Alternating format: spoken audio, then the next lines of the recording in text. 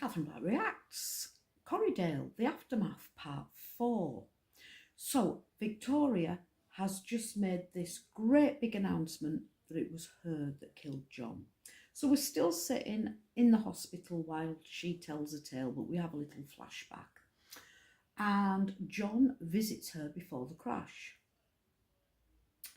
And he injects her with a sedative to knock her out. He knocks her out. He's going to take her and Harry and flee to France. So Harry's her son. He's about 5, maybe. So he injects Victoria and knocks her out.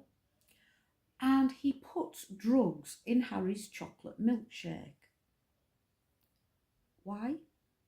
Why wouldn't he just inject Harry as well? 2 seconds, gone, dead, done, unconscious on the floor, carry him out to the van, no problem. No, he puts it in his chocolate milkshake. And Victoria says at the hospital, you know what he's like? He'll only drink out of his Spider-Man cup. Do we have a little bit of foreshadowing there? Is Harry going to have a storyline about him being on the spectrum? Autistic, OCD? He'll only drink out of his Spider-Man cup? Maybe not. Maybe it was just for this drugs thing. So, Victoria wakes up. Harry's upstairs. Presumably, she checks that Harry's still alive, for one thing. We don't know how long she's been out. It could have been hours, it could have been minutes, it could have been days. She doesn't know how long she's been out.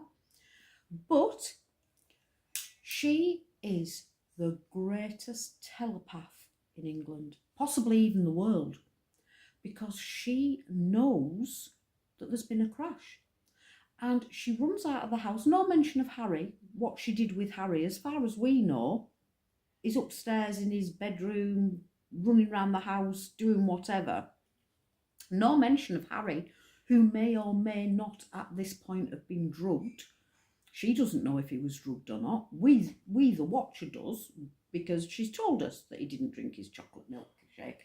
But at that time, she didn't know. But she grabs the keys, she runs out of the house, gets in a car, drives to the crash site. She knows exactly where the crash site is. 200 square miles between Manchester and Yorkshire, where Emmerdale's set. The crash is somewhere between them.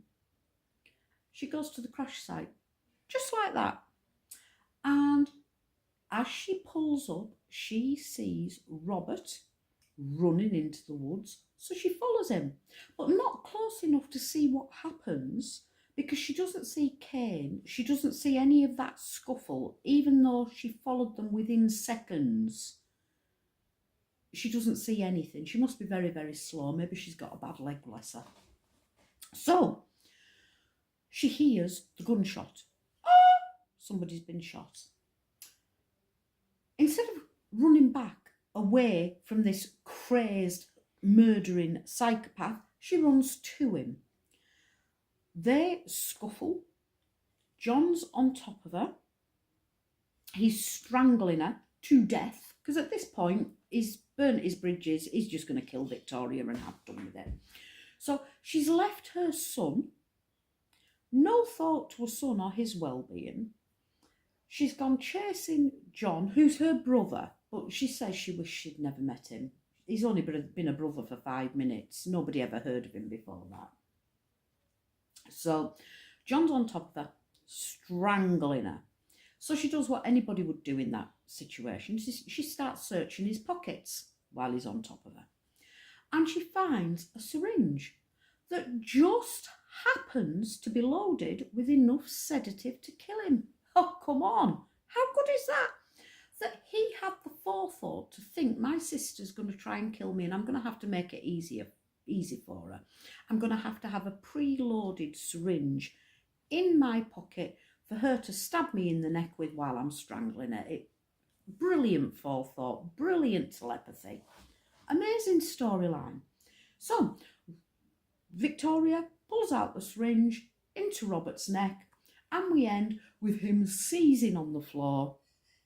We know he's dead because we've seen his body in exactly that position with the gun beside him. Dead eyes, starey eyes. And at this point, we leave him seizing, with starey eyes. Hasn't quite died yet. Does Vicky kill him after all? She thinks she's killed him. Just like April thinks she killed this Cameron bloke and hasn't. Vicky thinks she's killed John. Maybe she has. Maybe she hasn't. Maybe somebody else came along and finished him off. I mean, everybody thought it'd be Cain. If it wasn't Robert, it had to be Cain. Maybe it's this shadowy figure, who we all know who it is, who has been running around Emmerdale after being killed 5 years ago. Let's see what happens. Nice chat.